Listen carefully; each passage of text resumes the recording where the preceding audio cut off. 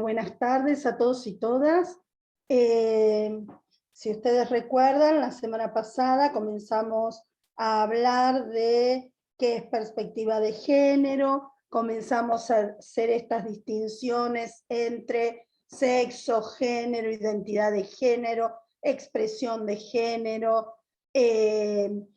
y remarcamos especialmente la cuestión relativa a la importancia de identificar, de visualizar los estereotipos de género en nuestras prácticas cotidianas, en nuestros lugares de trabajo, en los ámbitos en los que nos desenvolvemos, con miras a trabajar en su remoción, en la modificación de estos patrones de comportamiento y a fin de lograr avances significativos, porque lo que mencionábamos la semana pasada, y vamos a seguir sobre esto hoy y el próximo encuentro que tenga a mi cargo, no alcanza las normas, no alcanza la jurisprudencia, sino que lo que necesitamos imperiosamente es modificar los patrones de comportamiento socioculturales, estos que están tan arraigados en nuestras costumbres, en nuestras tradiciones, en nuestra forma de organizar la familia, en los lugares de trabajo, para que los avances sean reales, para trabajar en serio en materia de prevención de la violencia y el acoso por razón de género, en todos los ámbitos de la vida, en todos los ámbitos de las relaciones interpersonales y en particular en el mundo del trabajo.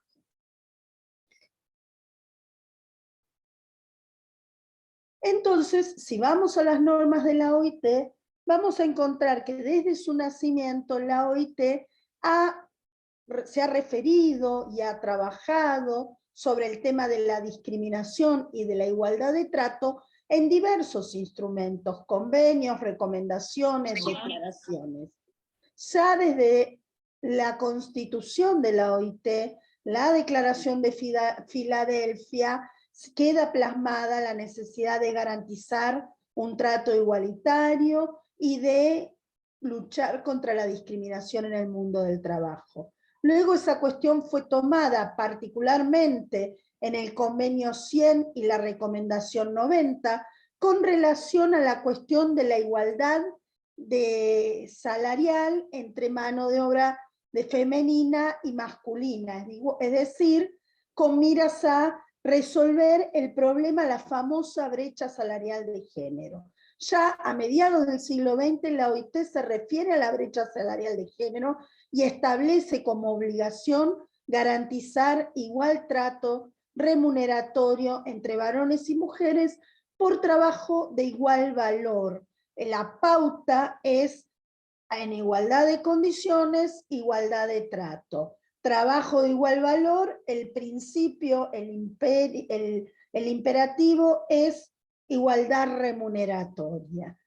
Esto lo toma la OIT, lo analiza la OIT, lo postula la OIT en su convenio 100 y la recomendación 90 a mediados del siglo XX, y de allí en adelante lo ha reiterado en diferentes estudios, en diferentes documentos de trabajo, y llegamos a comienzos, al centenario de la OIT, en el 2019, en el año 2019, y el organismo sigue identificando el problema de la desigualdad salarial entre varones y mujeres como uno de los temas más acuciantes en materia de discriminación respecto de las mujeres. Por eso lo vuelve a tomar en el convenio 190. En el interín hay algunos otros convenios importantes, pero siempre hablando de discriminación o de igualdad de trato. El 111, el 156 sobre protección de trabajadores y trabajadoras con responsabilidades familiares, que es un convenio que toma la idea de las responsabilidades familiares como un elemento significativo para generar situaciones de desigualdad, de discriminación, de persecución en el mundo del trabajo, y entonces remarca la importancia de proteger trabajadores y trabajadoras con responsabilidades familiares, con miras a que las responsabilidades familiares sean verdaderamente compartidas en tanto las mujeres y los varones tengamos protección para el supuesto en que tengamos responsabilidades familiares. Y además, ese convenio 156 toma como dato relevante o distintivo la terminología responsabilidades familiares. Veníamos acostumbrados a que las normas laborales, en la Argentina, por ejemplo, la ley de contrato de trabajo, se refieran a la protección de la maternidad, la protección de la persona en situación de matrimonio, la protección de las mujeres en situación de maternidad y de maternidad biológica, porque a eso se refiere la Ley General Laboral. Y entonces no hay normas en el sistema general laboral que protejan la adopción, que protejan a la trabajadora o al trabajador o a la persona que decida hacer un tratamiento de fertilización asistida. La normativa laboral tiene ahí un vacío importante, una laguna importante, ¿sí? Y entonces, hablar en un convenio de responsabilidades familiares me parece que es superador, por cuanto se entiende que las responsabilidades familiares no son solamente la descendencia, no son solamente las responsabilidades parentales, la de la madre o el padre respecto de un hijo o hija, sino que responsabilidades familiares pueden ser cualquier familiar, cualquier persona que ese núcleo familiar tenga que atender o cuidar especialmente. Una responsabilidad familiar puede ser el cuidado del padre o la madre de edad avanzada, el cuidado de un familiar con discapacidad o con alguna enfermedad invalidante, el cuidado de un hermano o una hermana menor de edad y que está a cargo. Y me parece que esto es interesante porque en tiempos donde las familias van modificándose, van cambiando, donde las personas cada vez tienen hijos o hijas a edad más avanzada y donde la tasa de natalidad va descendiendo en el mundo entero y la expectativa de vida va creciendo en el mundo entero. Hablar de responsabilidades familiares en un sentido que no es estrictamente las responsabilidades parentales o no son únicamente las responsabilidades parentales es superador. En el caso de la legislación argentina, el Código Civil y Comercial, que es del año 2015, es decir, apenas tiene 6 años, habla del derecho de las familias, en plural, en atención a que las familias pueden ser diversas, pueden estar conformadas de diferentes maneras, pueden ser monoparentales, pueden ser con 2 progenitores, pueden ser familias hechas en base a la ley de matrimonio igualitario, o pueden ser familias, uniones convivenciales, sin que hayan pasado por la institución matrimonial. Entonces, el convenio 156 es muy interesante en el sentido que tiene una mirada superadora de lo que por lo menos en la legislación argentina era la protección frente a la situación familiar, es decir, cómo compatibilizar las relaciones familiares con la vida laboral de una persona. Por eso lo remarco, Argentina lo tiene ratificado este convenio 156 y viene a ser una herramienta interesante para llenar esos vacíos normativos y la jurisprudencia lo ha aplicado en muchos casos donde la ley no dice nada. Ejemplo, cómo protegemos a esa familia que decide procrear a través de un método de fertilización asistida, o cómo protegemos a esta pareja conformada por 2 personas del mismo sexo que tienen descendencia a través de un método de fertilización asistida o de subrogación, algún método de subrogación de vientres, y entonces cómo hacemos con las licencias, cómo hacemos con los permisos, cómo hacemos con las distintas protecciones que la ley laboral tiene que tener para la vida familiar. Y si seguimos avanzando en el tiempo, hay una declaración, que es la del año 1998, la Declaración sobre los Principios y Derechos Fundamentales del Trabajo, que es un instrumento en el que la OIT remarca a todos los Estados miembros de la OIT que no importa si ratificaron un convenio específico, en tanto y en cuanto ese convenio sea un convenio de derechos humanos, es decir, un convenio que se refiere a un tema que está presente en la Constitución de la OIT, a un postulado o a un derecho fundamental del trabajo, igual el mero hecho de haber ratificado la Constitución de la OIT obliga al Estado a avanzar en el cumplimiento de esos postulados. Ejemplo, el convenio 100 es un convenio de derechos fundamentales porque esa declaración dice que los principios y derechos fundamentales del trabajo son la no discriminación, la libertad sindical, la eliminación del trabajo forzoso, la eliminación del trabajo infantil y el trabajo decente. Y entonces, si un Estado no ratifica el convenio 100, como el principio de no discriminación está en el texto constitucional, todos los Estados miembros de la OIT igual están obligados a rendir cuenta y a mostrar avances en materia de no discriminación salarial, por ejemplo. Por eso esa declaración de 1998 es muy significativa.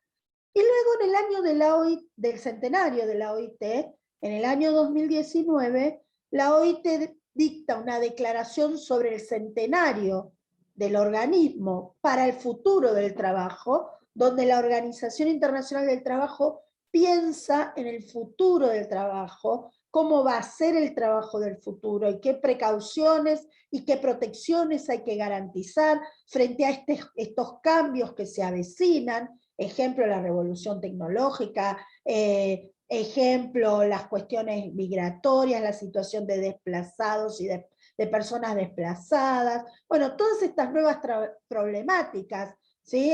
Trabajo en plataformas, teletrabajo, trabajo remoto, todo el impacto de la revolución tecnológica. Bueno, ¿cómo va a ser el organismo para seguir protegiendo a trabajadores y trabajadoras en esas situaciones? Y todo el fenómeno de la externalización o de la fragmentación del proceso productivo,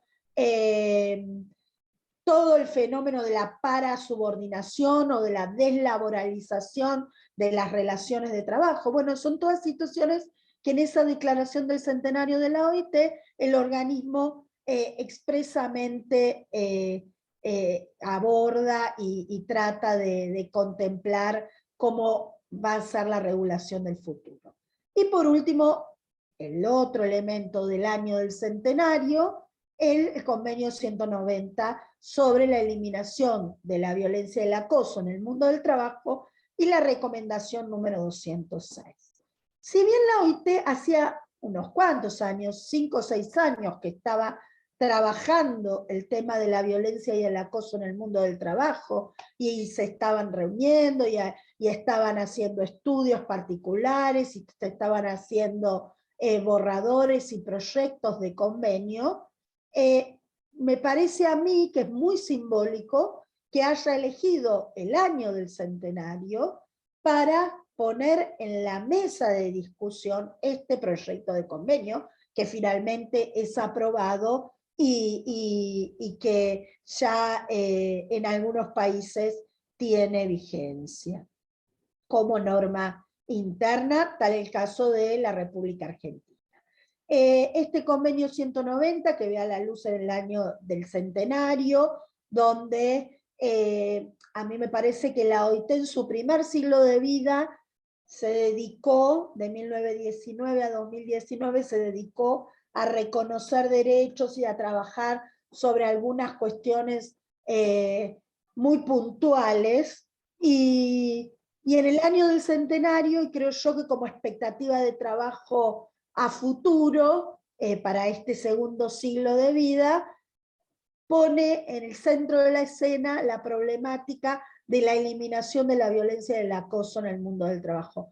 Cuestión que atañe transversalmente a la vigencia de los derechos fundamentales de las personas, porque la violencia y el acoso en el mundo del trabajo son claramente prácticas violatorias de la dignidad humana, son prácticas que afectan el principio de indemnidad, que causan daño, que son prácticas o conductas que desconocen el principio de trato igual, el principio de no discriminación, que en muchos casos se vinculan con el trabajo forzoso, con el trabajo infantil, y creo que esto es muy significativo. Un convenio transversal como es el 190 y un convenio que además se le dedica algunos párrafos y algunos artículos particulares a la cuestión de género, creo yo que es muy auspicioso y ojalá, hago voto para que este convenio sea prontamente ratificado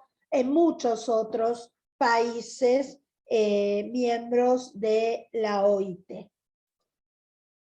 Este convenio, que yo les decía, fue aprobado en el año del centenario, el 21 de junio del 2019, que Argentina ratificó, fue, digamos, fue la última conferencia internacional presencial antes de la pandemia, porque ya el 2020 no hubo conferencia internacional, 2021 se trabajó virtualmente.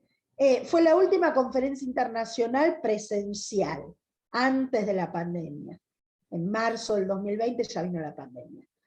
La Argentina lo ratificó mediante ley del 11 de noviembre del 2020, fue el cuarto país en ratificarlo,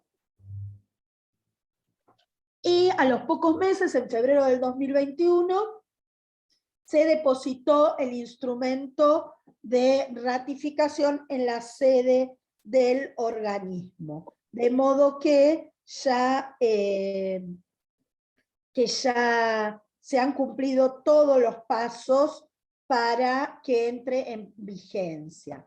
En el caso de Perú, todavía no ha sido ratificado, pero sí se está trabajando en su estudio, en su discusión, en su debate, en su análisis por parte de las asociaciones sindicales, las asociaciones empresariales y todos los organismos pertinentes, con miras a su próxima ratificación.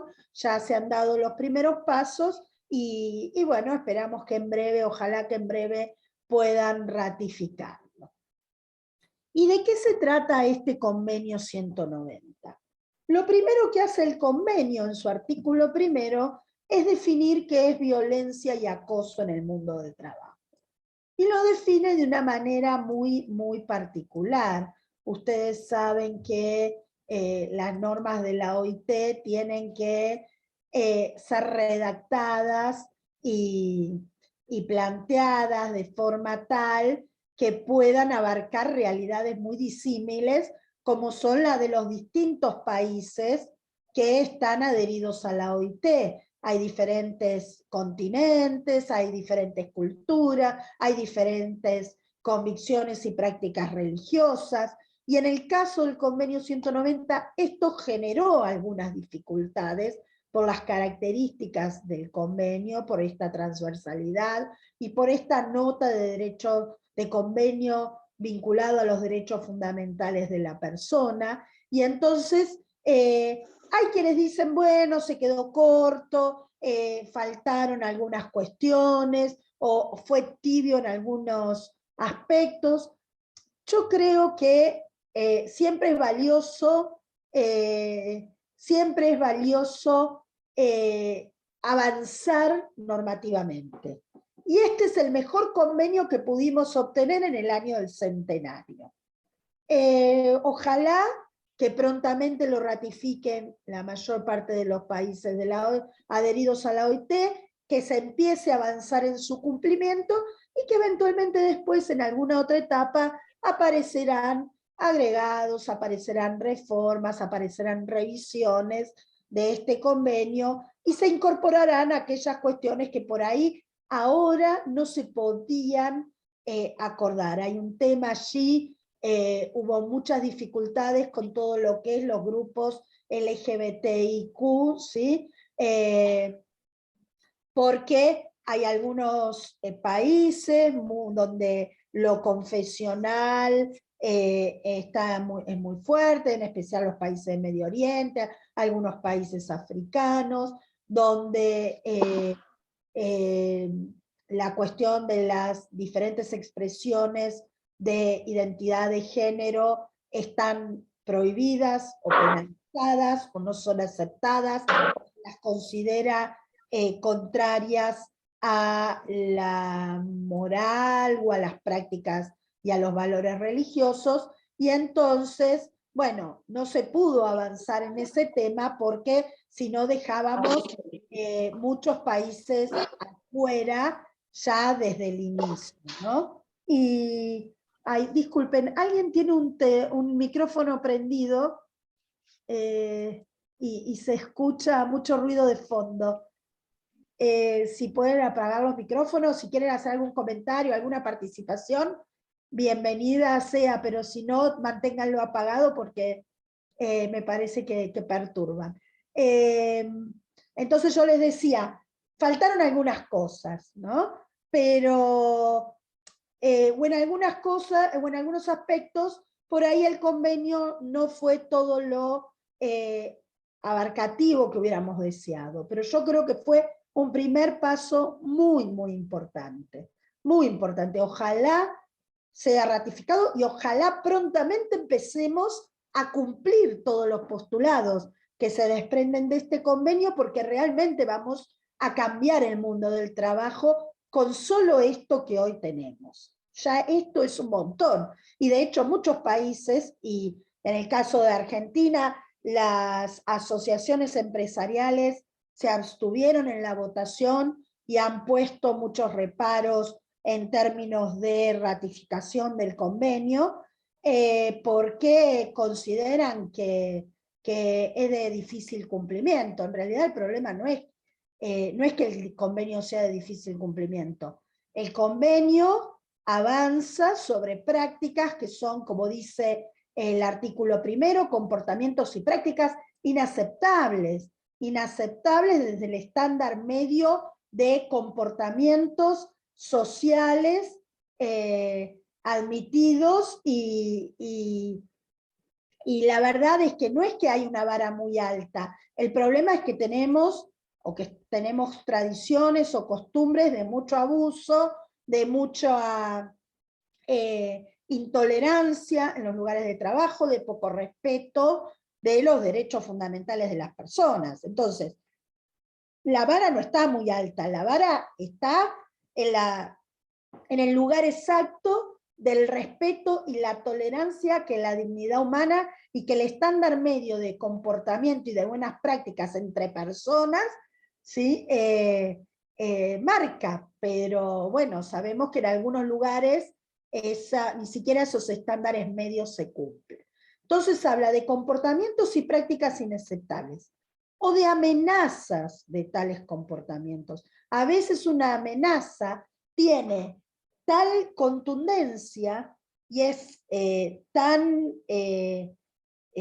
tanta carga de violencia como la propia práctica, ¿sí? Cuando a una persona le dicen, si no haces esto, te voy a matar, te voy a golpear, te va a pasar tal cosa, te voy a despedir. Bueno, esto es tan violento como concretarlo, ¿sí? Porque genera un temor, una conmoción, un estado de violencia y de sometimiento inaceptable, como término que usa el propio convenio. Y dice, ya sea de una sola vez o de manera repetida. Esto es importante. En el caso de Argentina, siguiendo a Leymans, un estudioso del siglo pasado, las cuestiones de violencia y acoso en el mundo del trabajo, en la Argentina había una parte de la jurisprudencia que entendía que para considerar que una situación era violencia o acoso, tenía que darse una reiteración en el tiempo. Un hecho aislado no se lo consideraba violencia o acoso. Bueno, el el convenio dice, no, momento, una sola vez ya es suficiente. Imaginemos una situación de violencia sexual en el trabajo. ¿Qué voy a pedir para encuadrar la situación en la definición, en términos de violencia sexual? ¿Voy a pedir violaciones reiteradas, abusos reiterados?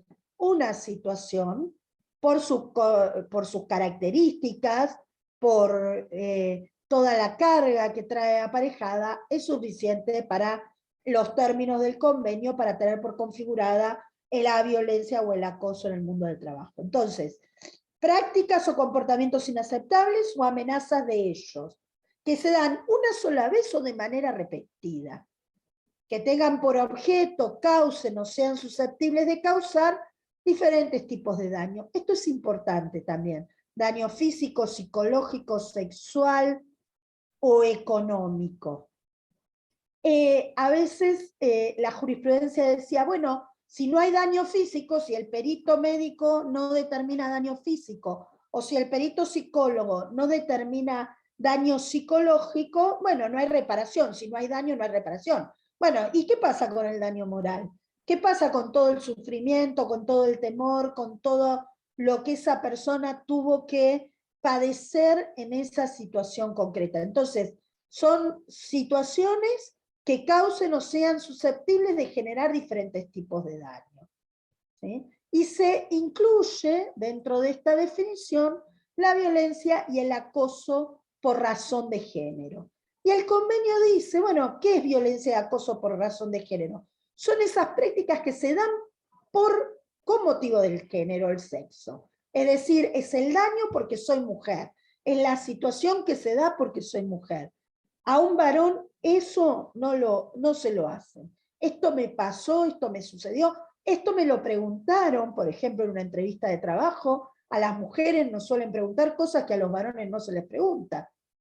Tal el caso de las cuestiones respecto de si tengo hijos, no tengo, quién me los cuida, cómo pienso proyectar mi futura maternidad, si pienso tenerlos, ¿no? Todas preguntas que se le hacen a las mujeres, pero no se le hacen a los varones. ¿Y por qué se le hacen a las mujeres y no se le hacen a los varones? Por esos estereotipos de género de los que hablábamos en la reunión anterior. Entonces, me parece que esta definición del artículo primero del convenio 190 es muy interesante. ¿Y a quiénes protege? Y acá también hay algunos datos muy interesantes y muy superadores respecto de las normas internas que, por ejemplo, en el caso de Argentina. El convenio protege a trabajadores y otras personas del mundo del trabajo y dice, dependientes o cualquiera sea su situación contractual. ¿Qué quiere decir esto? A personas a las que se les reconoce el carácter de trabajador o trabajadora subordinada, pero también el convenio busca proteger, amplía el horizonte a personas vinculadas por otro tipo de relaciones, por ejemplo, estas relaciones que están en las zonas grises, en las zonas fronterizas del derecho del trabajo, por ejemplo, esas relaciones que se hacen aparecer como autónomas de manera fraudulenta porque encubren una verdadera relación de subordinación, esas situaciones que tal vez no tengan que ver todavía con un contrato de trabajo, ¿sí? Entonces, en este punto el convenio es superador, por ejemplo, las normas laborales se aplican cuando hay un contrato o relación de trabajo en el derecho argentino. Y si no hay relación o contrato de trabajo, no se aplican las normas laborales.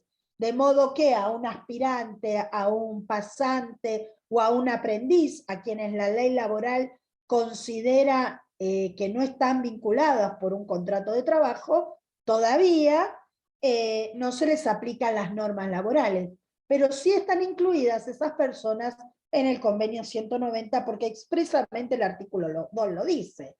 Trabajadores, sean dependientes o tengan otra situación contractual.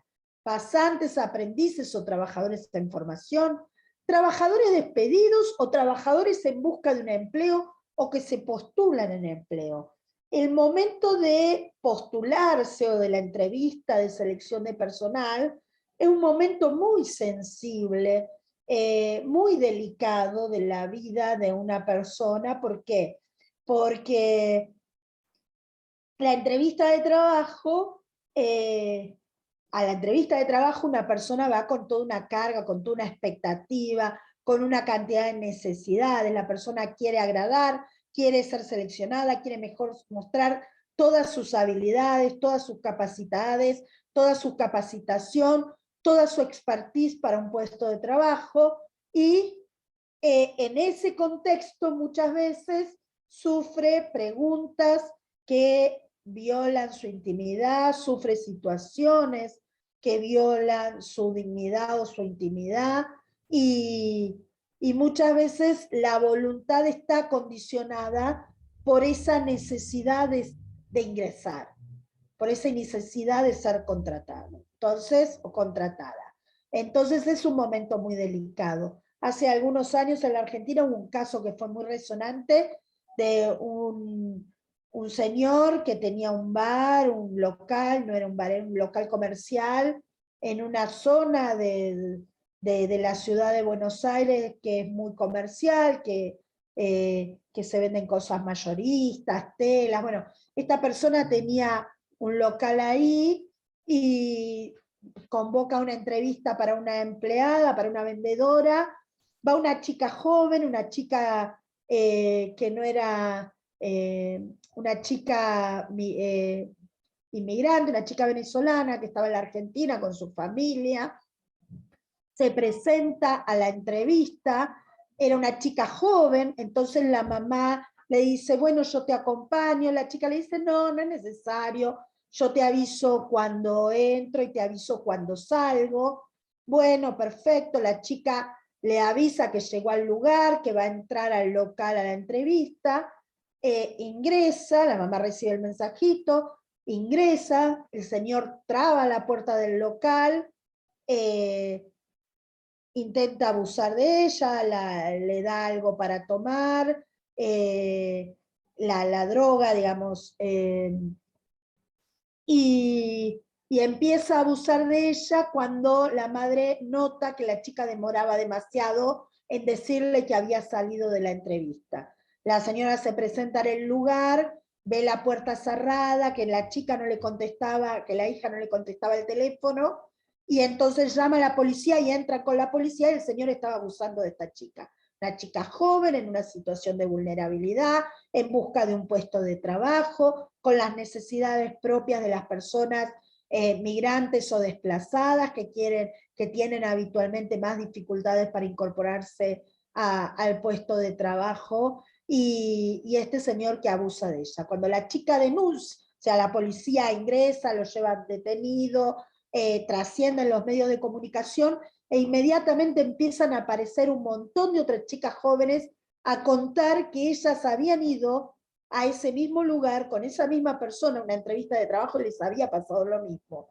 Y no habían denunciado por vergüenza, por temor, ¿sí? Por todas estas cosas que les pasan a las personas y que sufren algún tipo de violencia, y que al escuchar que a alguien también le había pasado eso y que se había animado a denunciar, entonces allí salen todas las otras víctimas a denunciar también, ¿no? Esto es un momento muy sensible de la relación laboral. Y el convenio, en el artículo 3, amplía sus fronteras también en cuanto a los lugares en donde se puede dar violencia y acoso. Y por eso me parece los artículos 2 y 3 son muy interesantes, porque corren las fronteras de las normas laborales. El derecho del trabajo en general regula el contrato de trabajo, la relación de trabajo subordinada, formalizada, y en general las leyes laborales cubren a las personas, por ejemplo, frente a los daños de trabajo en el lugar de trabajo y en los desplazamientos desde la casa, desde su domicilio, al lugar de trabajo y al regreso, lo que le llamamos el in itinere. Pero en este caso el convenio 190 también amplía las fronteras, porque dice, tanto en los lugares de trabajo como en los lugares donde se paga, se descansa, se come, los sanitarios, los lugares de aseo, los vestuarios, también los desplazamientos, viajes, eventos o actividades sociales o de formación.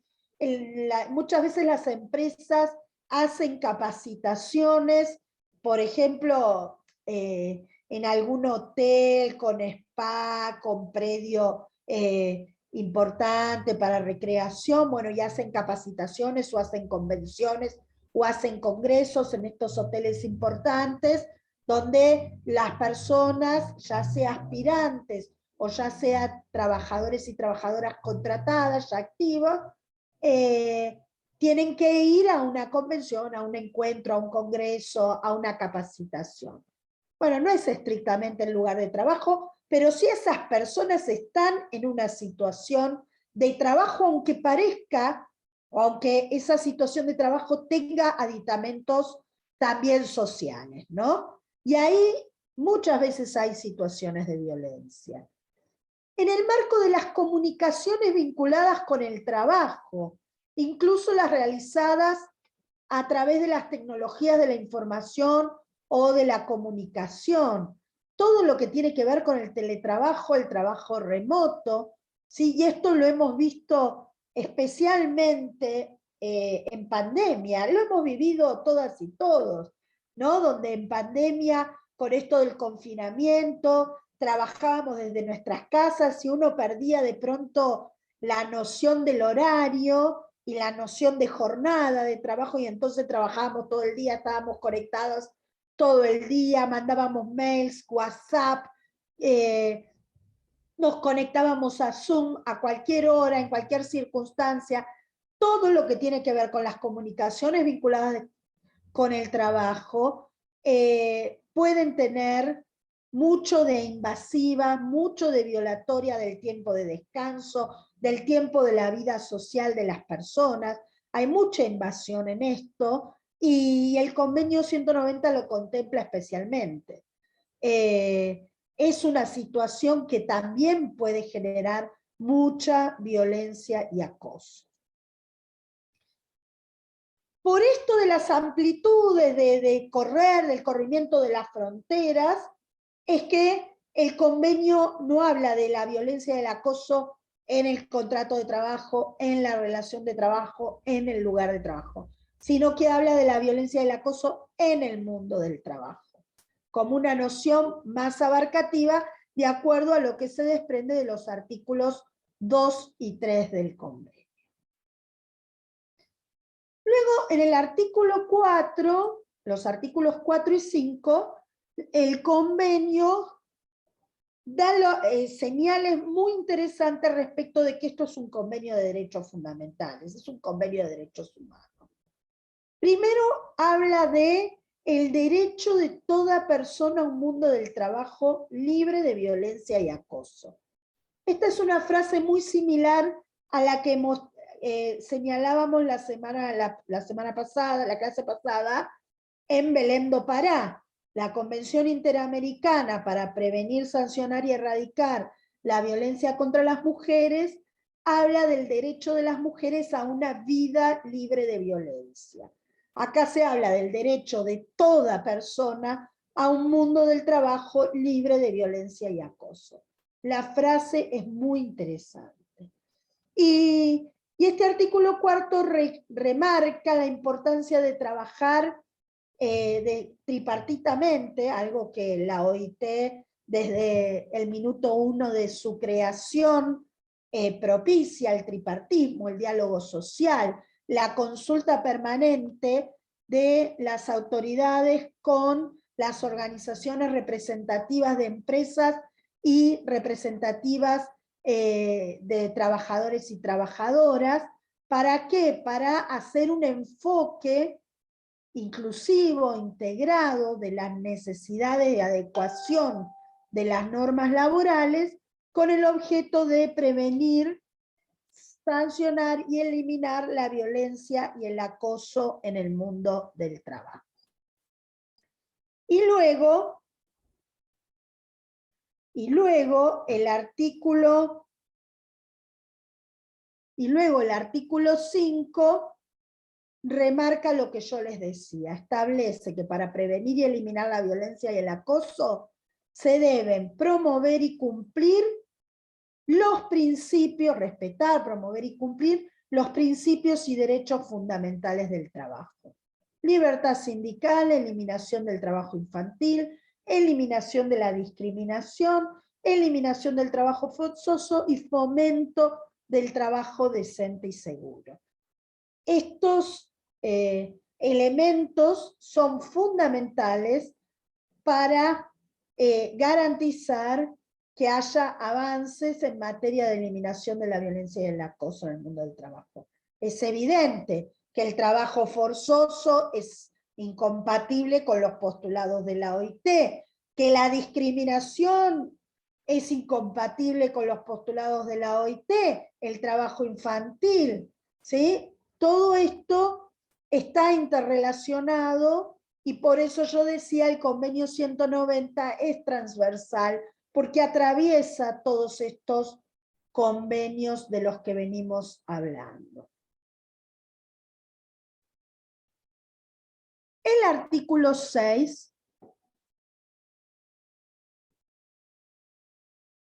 establece la obligación de los Estados miembros de adoptar legislación específica y políticas que garanticen el derecho a la igualdad y a la no discriminación en el empleo, incluyendo trabajadoras, es decir, menciona especialmente trabajadoras, personas que integran uno o más grupos vulnerables y personas que se encuentran en situación de vulnerabilidad, es decir, que son afectadas de manera desproporcionada por la violencia y el acoso en el mundo del trabajo.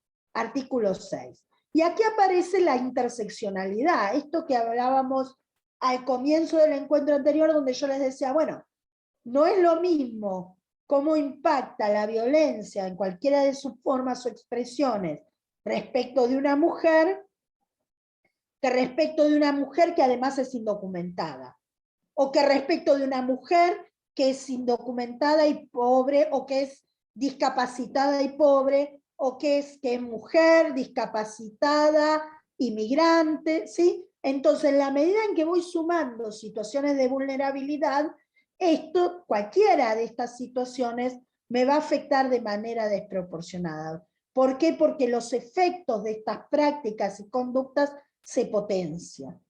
Y porque además se hace más difícil romper el círculo de violencia. Una trabajadora sola, joven, profesional, incluso con algunos ahorros, si sufre una situación de violencia y acoso en su lugar de trabajo, y bueno, capaz que cuestiona, denuncia y en todo caso se va, renuncia y se busca otro trabajo y después resolverá la cuestión desde lo jurídico o desde el resarcimiento, la indemnización. Ahora, una mujer que es único sostén de familia, que tiene hijos o hijas a su cargo, que además a lo mejor no tiene estudios y no tiene posibilidades de conseguir fácilmente otro puesto de trabajo, no tiene su documentación en regla, y bueno, tal vez tenga soporte por su situación de necesidad, por su situación de vulnerabilidad, prácticas, conductas, situaciones que son incompatibles con los postulados fundamentales del derecho al trabajo, que son violatorias de la dignidad humana o que implican concretamente violencia y acoso. Del convenio 190 se desprende para los Estados miembros, para los estados que lo ratifiquen, 3 obligaciones: prevenir, sancionar y erradicar la violencia y el acoso en el mundo del trabajo. Algo similar dice Belén do Pará, y algo similar dice la Ley Argentina de Protección Integral de las Mujeres frente a todas las formas de violencia. Son como 3 obligaciones que están muy marcadas: prevenir, sancionar y erradicar.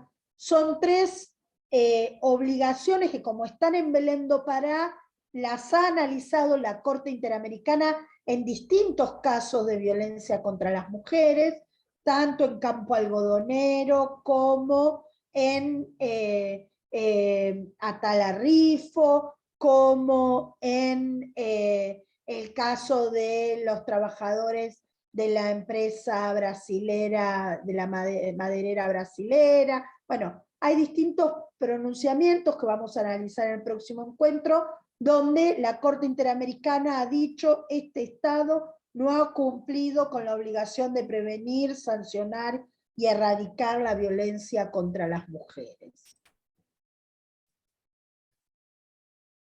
El artículo 7 establece que hay que dictar una legislación, es decir, que el convenio requiere que los estados adecúen su legislación. En el caso del Estado argentino, que ya lo ratificó, bueno, ahora tenemos que empezar a trabajar en materia de adecuar la legislación. ¿Por qué? Porque nosotros tenemos ley que protege a las mujeres frente a la violencia laboral, pero para protección de las mujeres, nada más. Y el convenio, si bien toma particularmente en algunos artículos la situación de la violencia y el acoso por razón de género, el artículo abarca a trabajadores y trabajadoras. Entonces, tenemos que avanzar con alguna normativa más, más general que regule y que sancione la violencia y acoso en el caso argentino, porque lo que tenemos se restringe exclusivamente a las mujeres. Y además en el caso argentino se restringe exclusivamente a la situación donde ya hay contrato de trabajo o relación de trabajo.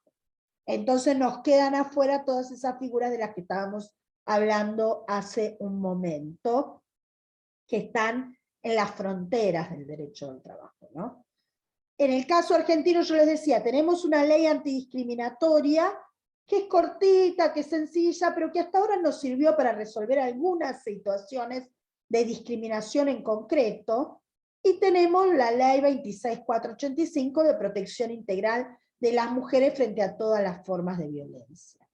La ley es una ley del año 2010, su decreto reglamentario, 2009, perdón, su decreto reglamentario es del 2010, y la ley tiene muchos puntos de contacto con Belén do Pará, se ha inspirado en Belén do Pará, y el convenio 190 tiene muchos puntos de contacto, es decir, la mirada, la perspectiva es muy similar respecto de lo que es la violencia y el acoso. ¿Sí? Aquí se habla de nuevo del derecho de las mujeres a vivir una vida libre de violencia, se habla de la importancia de eliminar la discriminación entre mujeres y varones, se habla de la importancia de la remoción de los patrones socioculturales que promueven y sostienen la desigualdad de género y las relaciones de poder sobre las mujeres, ¿sí? Todas estas cuestiones que veíamos en la primera reunión que tuvieron conmigo.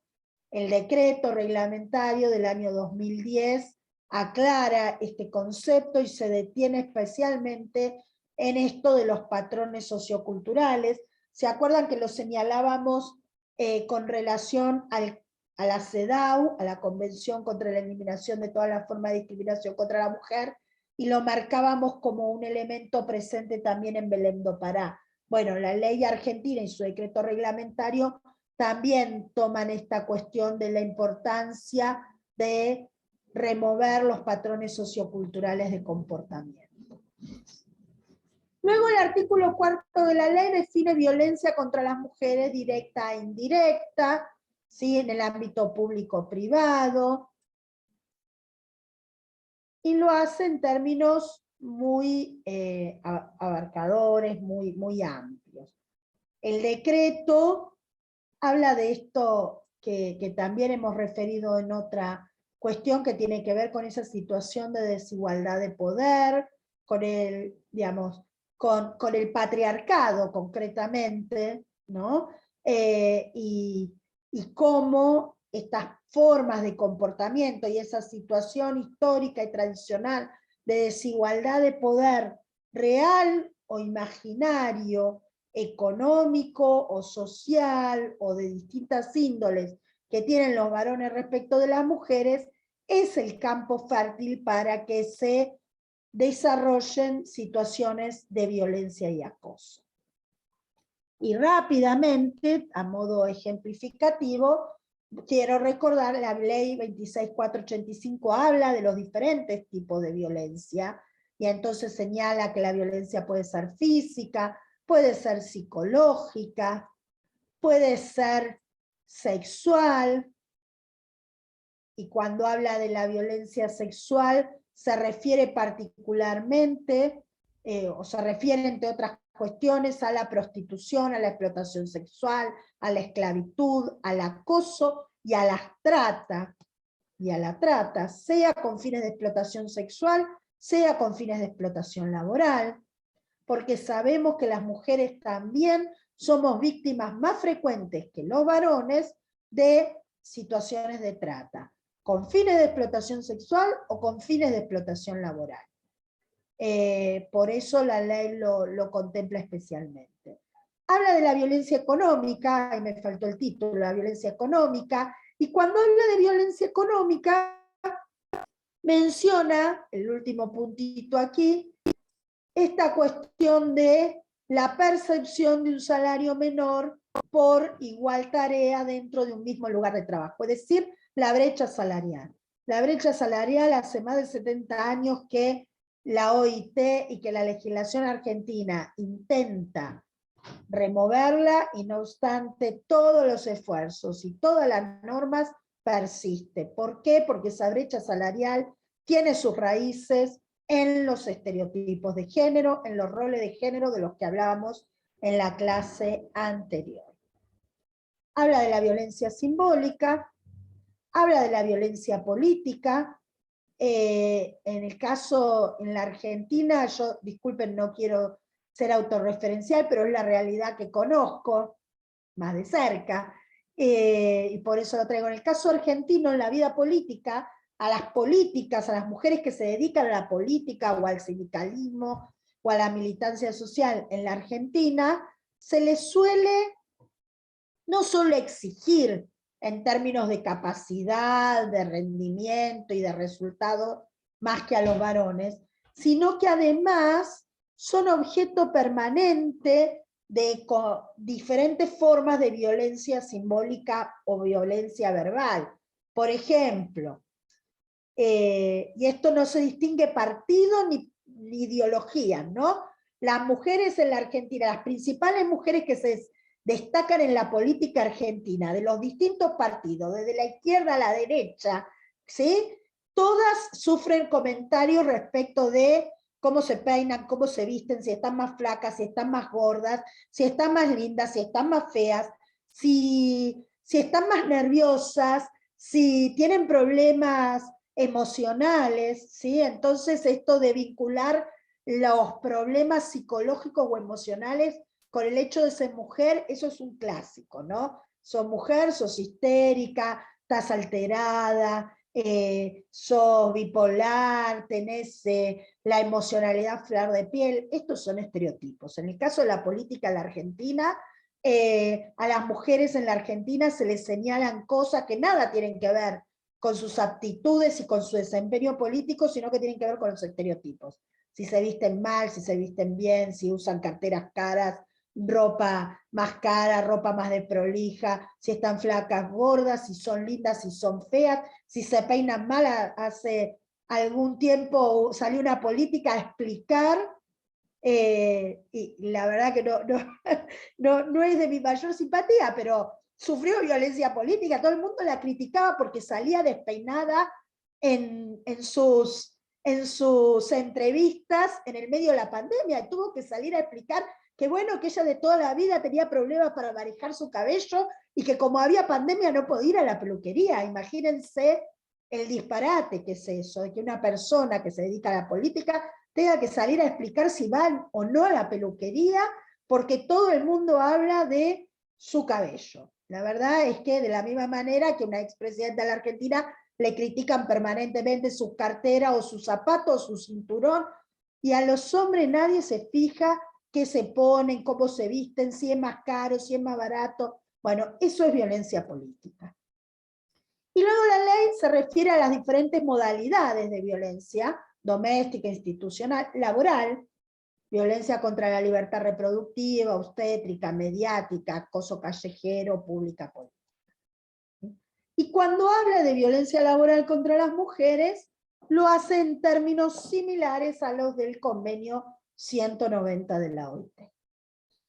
Y luego, el artículo 35 de la Ley de Protección Integral de las Mujeres frente a todas las formas de violencia, establece que la parte damnificada, la mujer que sufrió alguna de las formas de violencia que contempla la ley, podrá reclamar la reparación civil por los daños y perjuicios. Esto es muy interesante para el derecho argentino, porque dentro de la normativa laboral siempre nos hemos regido, o en la mayoría de los casos nos regimos por la indemnización tarifada, la tarifa indemnizatoria, la formulita, antigüedad por salario, sea para indemnizar el despido, sea para indemnizar los daños derivados del trabajo, siempre fue a través de fórmula. La ley 26.485 y ya la ley antidiscriminatoria también nos estaba llevando hacia el camino de la reparación integral. Y aquí en la reparación integral, todos los daños y perjuicios que la persona pueda demostrar que sufrió a raíz de ese hecho de violencia. Y volviendo al convenio, porque yo decía, me fui a la ley 26.485 porque lo que dice el convenio es los Estados miembros deberán adecuar su legislación. Hay países que por ahí no tienen legislación específica. En la Argentina desde el 2009 tenemos, pero para las mujeres. No hay legislación general que se refiera a la violencia laboral en general. Sí hay algunos convenios colectivos, sí hay algunas leyes que regulan el empleo público en algunos estados, en algunas provincias, en algunos municipios, pero no hay una ley laboral general que se refiera a la violencia y el acoso. Luego el artículo 8 del convenio habla de la prevención. Esto es importante, ¿sí? Hay que avanzar en prevención. ¿Por qué? Porque cuando el daño ya se produjo, bueno, entra a jugar todo lo que tiene que ver con la reparación, con la sanción. Pero si quiero eliminar la violencia y el acoso, tengo que sancionar, pero también tengo que prevenir que suceda. Y en términos de prevención, aquí es importante la consulta con las organizaciones empresariales y sindicales. ¿Para qué? Por ejemplo, para elaborar protocolos de actuación, para elaborar manuales de buenas prácticas, ¿sí? Para hacer capacitaciones, para hacer campañas de sensibilización, de difusión, respecto de cuáles son las conductas inapropiadas, de cuáles son las prácticas que hay que erradicar del mundo del trabajo. Y no son nadie mejor para eso, para hacer esos manuales de actuación, esos manuales de buenas prácticas, esos protocolos, que las personas que conocen concretamente la realidad laboral de los distintos ámbitos, ¿no? Las asociaciones empresariales y sindicales. Legislación, ya hablamos de la legislación. En el artículo 9 se consagra la importancia de identificar los riesgos, de contemplar que la violencia y el acoso son riesgos psicosociales. ¿Sí? Tener en cuenta la violencia y el acoso, así como los riesgos psicosociales que están asociados, y que hay que vincular todo esto con la higiene y seguridad en el mundo del trabajo, con las normas de higiene y seguridad en el mundo del trabajo, y con las medidas de prevención que hay que adoptar para evitar los riesgos de trabajo, incluidos los riesgos derivados de la violencia y el acoso. Prevención, indemnidad y tripartismo son de alguna manera tres ejes centrales en la conceptualización que de esta problemática hace el convenio 190.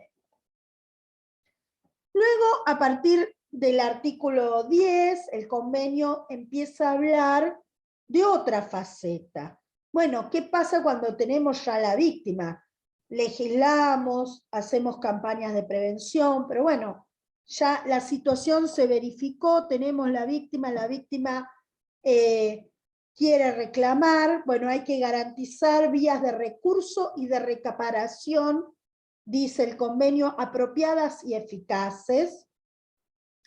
Hay que garantizar mecanismos y procedimientos de notificación y de solución de conflictos. Hay que proteger la privacidad de las personas que denuncien violencia y acoso en el mundo del trabajo, la confidencialidad de esos datos, qué es lo que pasó, cómo fueron concretamente los hechos, resguardar los datos sensibles, establecer sanciones concretas, contundentes, ¿sí? Reconocer los efectos de la violencia doméstica y en la medida de lo posible mitigar su impacto en el mundo del trabajo. Esto es muy importante. ¿Por qué? Porque no podemos desconocer, o desde el derecho del trabajo o en el mundo del trabajo, no podemos desconocer que la trabajadora que sufre violencia doméstica no va a poder ir a trabajar de la misma manera, con la misma concentración, con el mismo rendimiento que una trabajadora o trabajador cualquiera. ¿Por qué? Y porque esa mujer que a lo mejor frente a un hecho de violencia se escapa de su casa, a lo mejor a la noche, con lo opuesto, tal vez sin dinero, tal vez sin documentación, con sus hijos e hijas en busca de protegerse y de poner a salvo su vida, su salud, la de sus hijos o hijas. Esa mujer que tal vez tenga que ir a un hospital o a un lugar de atención sanitaria para recibir esa atención médica frente a la situación de violencia, que tal vez tenga que quedar internada o que tal vez tenga que ir a una comisaría o a una fiscalía, que tal vez tenga que buscar un lugar a donde alojarse y preservar su vida y la de sus hijos. Bueno, todas esas situaciones van a impactar en esa persona que al otro día tiene que ir a trabajar. Y tal vez no pueda ir a trabajar al otro día de la misma manera, o directamente no pueda ir a trabajar porque esté internada como consecuencia de esa situación de violencia doméstica, o tenga que hacer reposo. Bueno, se dan infinidad de situaciones que el convenio dice, bueno, hay que reconocer que la violencia doméstica indirectamente impacta en el mundo del trabajo.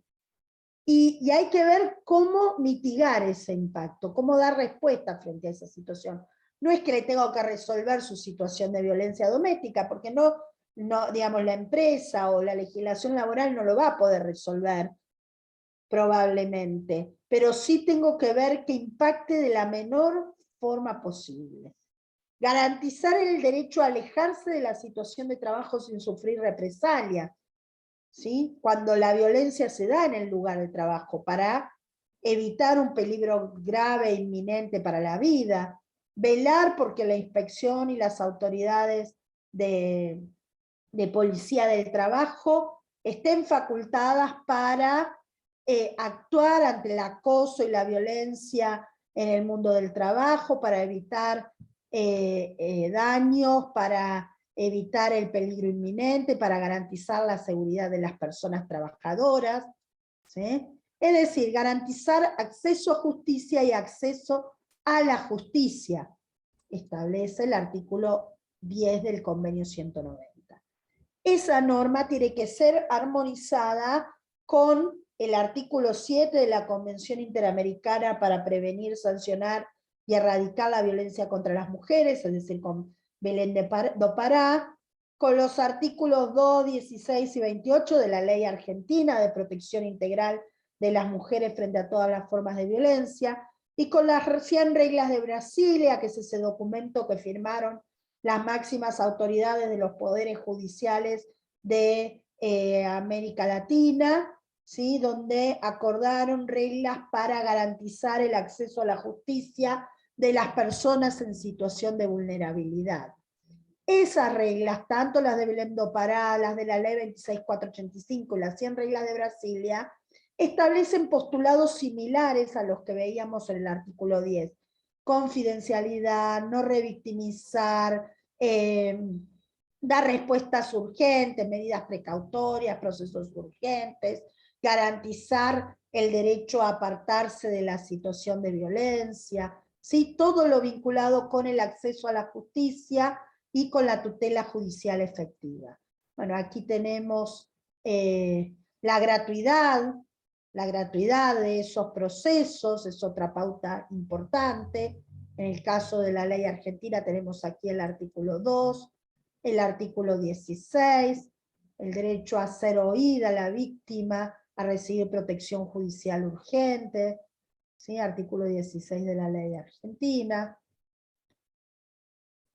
Y luego el artículo 18, que establece que todas las personas que se desempeñan en servicios asistenciales, en el sistema de salud, en el sistema educativo, público o privado, que con motivo u ocasión de ese trabajo tomen conocimiento de un hecho de violencia contra las mujeres, en los términos de la ley argentina, están obligadas a formular las denuncias. ¿Sí? Esto, el artículo 18 de la ley argentina. Y vamos, para ir cerrando en un ratito, a la recomendación 206. Ustedes saben que las recomendaciones de la OIT son los instrumentos que no tienen la misma naturaleza jurídica que el convenio. La naturaleza jurídica es diferente entre el convenio y la recomendación. La recomendación es una sugerencia que hace el organismo internacional respecto de cómo hay que aplicar el convenio. Bueno, la recomendación 206 vuelve sobre el tema de legislar internamente para sancionar la violencia y el acoso. Otra vez se refiere al modificar los patrones socioculturales de comportamiento, adoptar políticas públicas para prevenir, sancionar y erradicar la violencia y el acoso. Remarca la tutela judicial efectiva y el acceso a la jurisdicción. Y ustedes saben que la Corte Interamericana de Derechos Humanos ha trabajado muchísimo, casi todos los casos que toma la Corte Interamericana de Derechos Humanos tocan tangencialmente la cuestión de la tutela judicial efectiva y el acceso a la jurisdicción, porque justamente las víctimas llegan hasta la Corte cuando no encuentran respuesta adecuada en sus sistemas judiciales nacionales, ¿no? En el sistema jurisdiccional interno, y entonces tienen que, agotada la vía jurisdiccional interna, llegar hasta la vía internacional.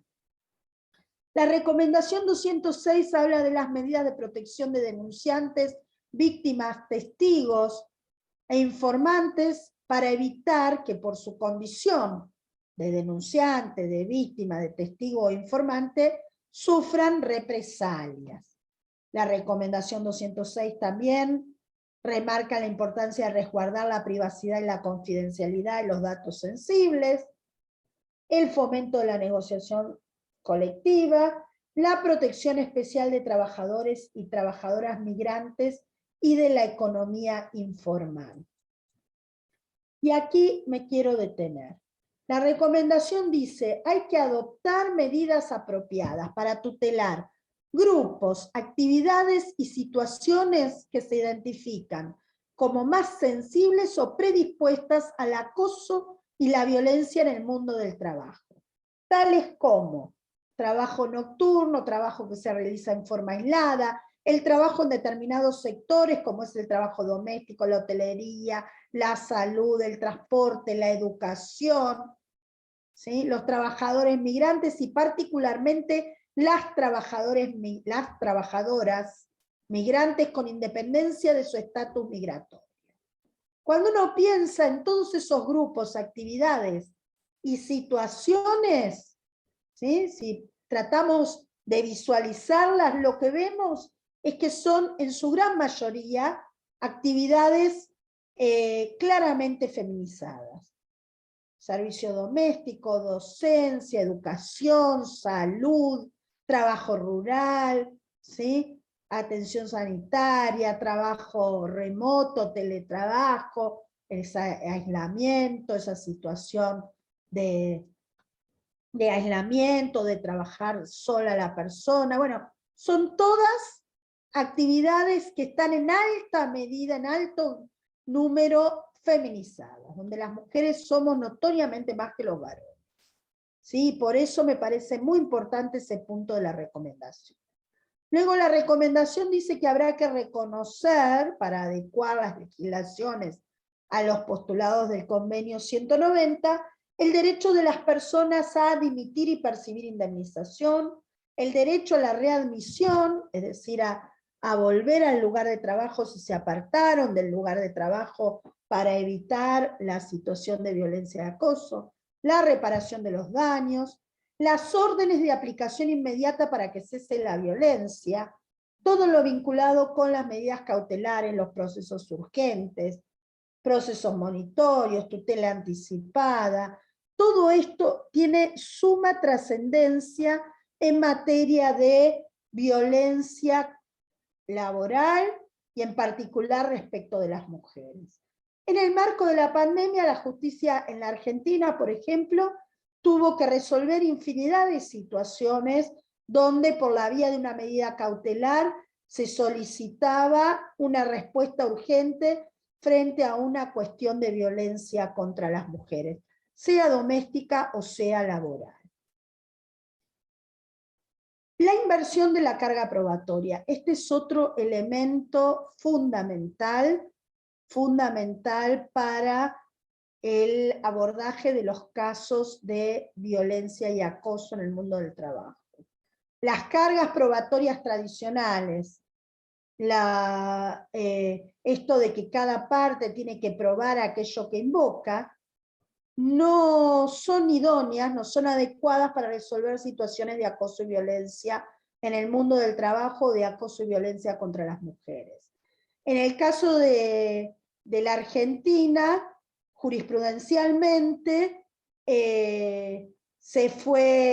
la jurisprudencia se fue inclinando hacia la aplicación de la teoría de las cargas dinámicas probatorias o de la inversión de la carga probatoria, es decir, prueba aquella parte que está en mejores condiciones de probar, no quien invoca que sufrió violencia, las presunciones, la teoría de las categorías sospechosas del derecho norteamericano. Bueno, son todas nuevas formas de valorar, de ponderar o de exigir la prueba, en particular en casos de violencia y discriminación.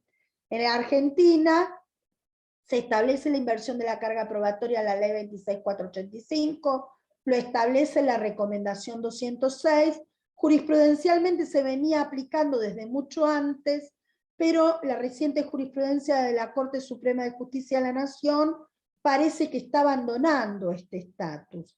Y por eso es importante que tengamos en cuenta que esto está en la recomendación 206 y que por lo tanto, más allá de lo que diga coyunturalmente el máximo tribunal, la magistratura en la Argentina tiene que hacer ese control de constitucionalidad y convencionalidad de las normas y tendrá que ponderar las cargas probatorias aplicando la recomendación 206. El artículo 18 de la recomendación retoma esta cuestión del artículo 10 que señalaba hace un momento de mitigar el impacto de la violencia en el mundo doméstica en el mundo del trabajo, y por lo tanto propone incluir licencia para las víctimas de violencia doméstica.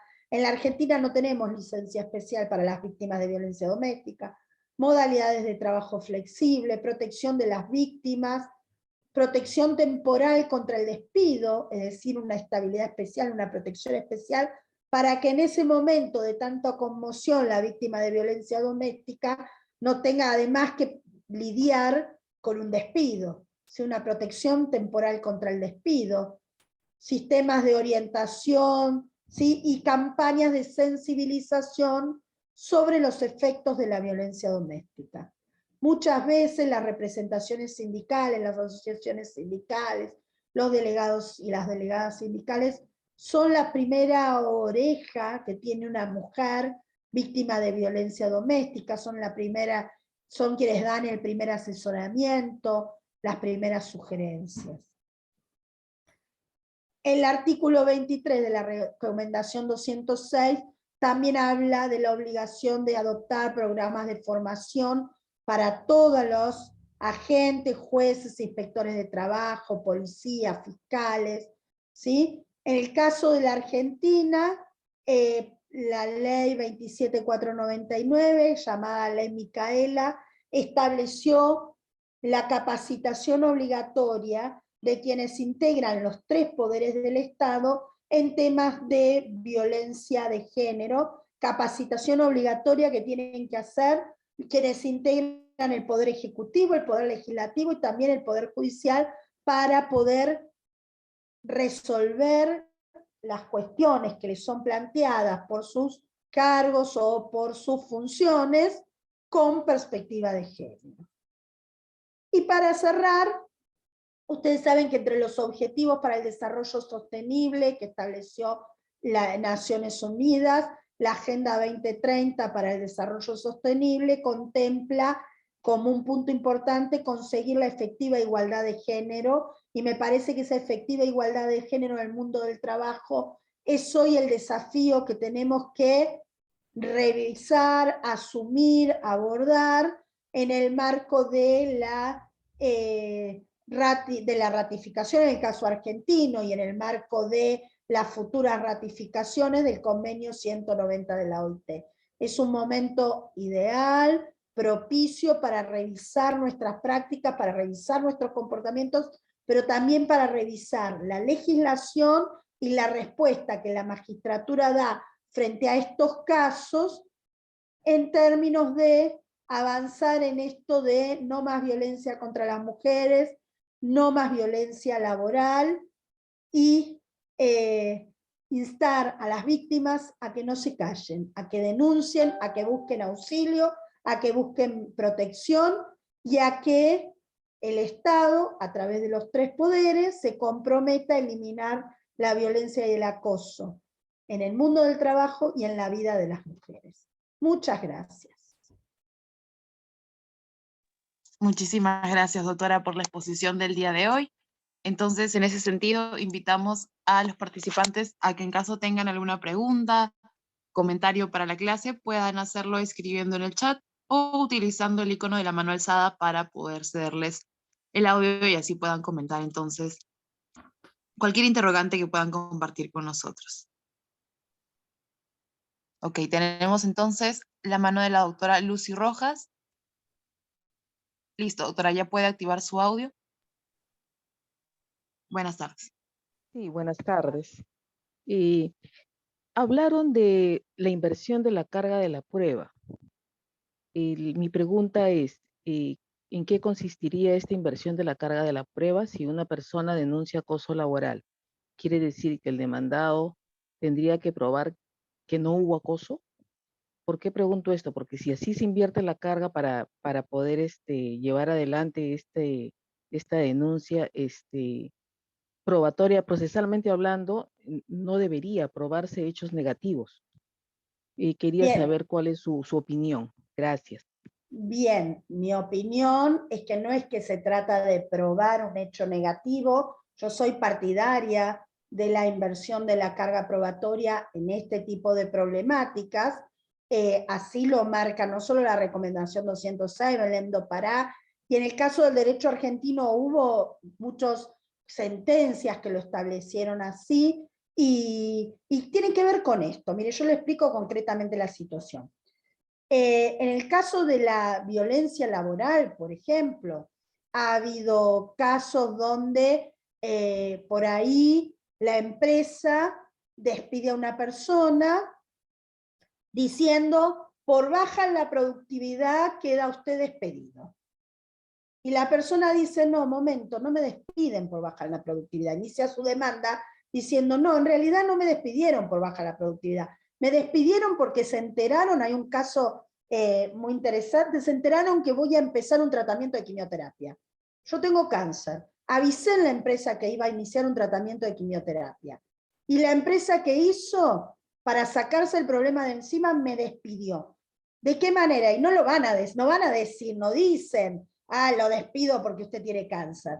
¿Sí? Entonces, ¿qué inventan una causal? En general, la discriminación y la violencia, más allá de que está muy enraizada, nadie anda por la vida diciendo yo le pego a mi mujer, yo maltrato a mis empleadas, yo discrimino en la empresa, yo acoso, hostigo o vulnero los derechos fundamentales. En general, esas prácticas se disimulan, se esconden bajo otra apariencia. ¿Sí? Y entonces lo que hay que hacer es indagar. A ver, la persona dice que estaba en el lugar de trabajo y que el empleador se le abalanzó y la golpeó y trató de romperle la ropa y qué sé yo. Bueno, ¿estaba en ese lugar? ¿Estaba a solas con esta persona? ¿Tiene la ropa dañada? Bueno, que demuestre el empleador que eso sucedió de otra manera. Pero ella trae la próxima clase donde yo voy a traer algunos fallos con algunas, siempre la letra de la jurisprudencia es mejor leerla textual, ¿no? La jurisprudencia dice, la víctima tiene que traer un cúmulo de indicios de que estaba en una situación de vulnerabilidad y tiene que demostrar, tiene que traer elementos que permitan presumir que pudo haber sucedido esto que ella dice.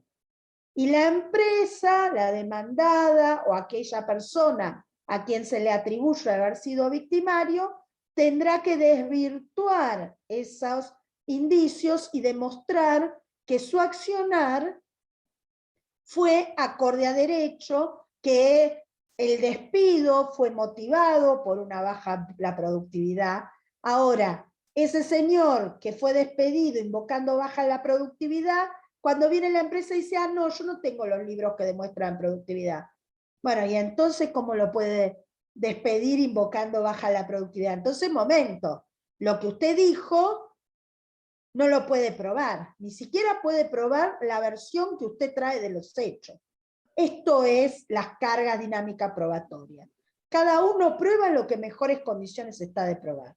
Si la empresa dice, no, miren, yo tengo cámaras de seguridad, hay lugares donde no se puede acceder, o tales personas nunca están solas, bueno, la empresa tendrá que demostrar un escenario, un contexto que torne complicada la versión de la víctima o poco creíble.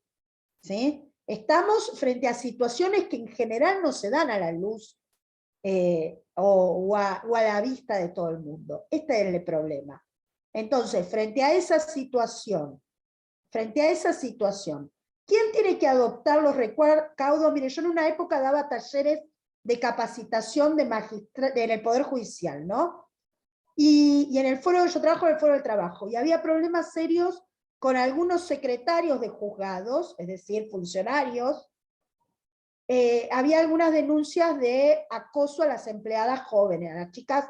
Había 2 secretarios concretamente que tenían muchas denuncias por intentar tocar, besar y avanzar respecto de chicas jóvenes empleadas. Y entonces en uno de esos talleres de capacitación, uno de los secretarios decía, bueno, pero ¿qué quiere decir? ¿Que entonces yo no puedo llamar en privado a una empleada y cerrar la puerta de la oficina para hablar en privado? Y lo más aconsejable, ¿qué cosa tiene que hablar en privado usted con una empleada? Si estamos hablando de un tema laboral que merece, sobre el que hay que guardar confidencialidad, bueno, usted puede hablar sobre una causa laboral que merece confidencialidad, pero no a puertas cerradas.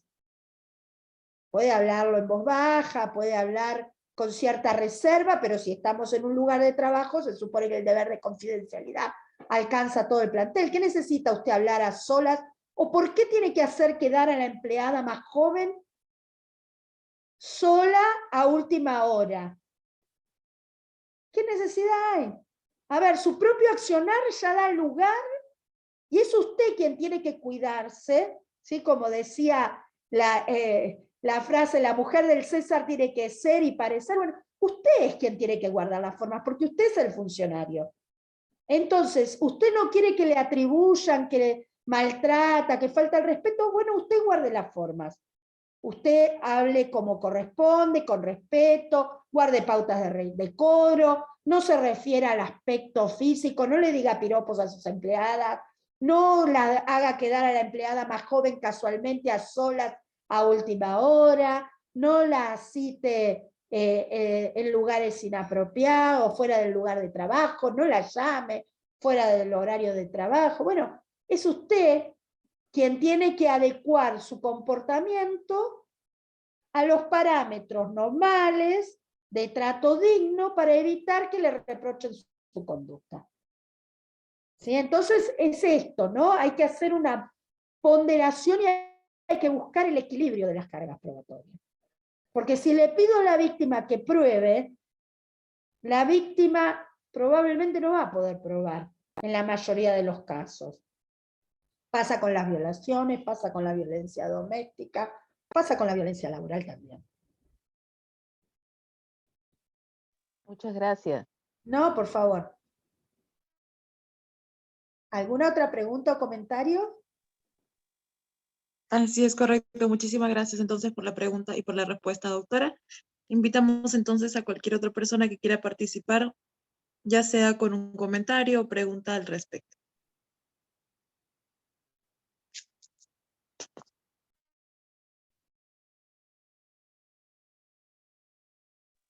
Listo, perfecto. Me parece que entonces ya quedó al menos claro en este tema y vamos a tener aún más clases para seguir conversando de este interesante. Perfecta, muy bien. Entonces, nos vemos la próxima clase, el miércoles, no recuerdo, creo que le toca a la doctora Pérez del Viso, no recuerdo ahora exactamente quién sigue. Así es, el miércoles. Sí, el miércoles le toca a la doctora y a mí me toca el próximo sábado, donde vamos a cerrar el tema de la legislación comparada, porque me faltó la parte de Perú, y vamos a analizar algunos pronunciamientos jurisprudenciales de la Corte Interamericana y de los tribunales nacionales.